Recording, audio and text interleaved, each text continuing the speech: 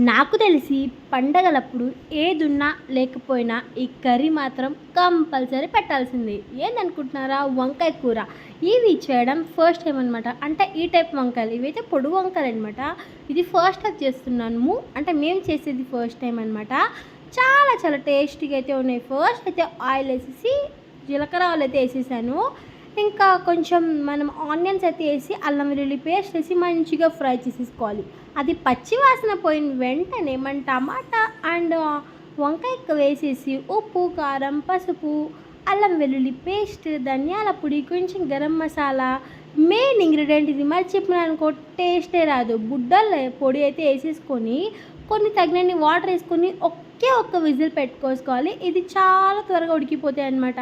పెట్టేసుకొని తీసుకొని చపాతీలోకో రొట్టెలోకో దేంట్లోకి తిన్నా నెక్స్ట్ లెవెల్గా ఉంటుంది. మీరు ఒకసారి ట్రై చేయండి, చాలా చాలా బాగుంటుంది. ఉన్నా మరి.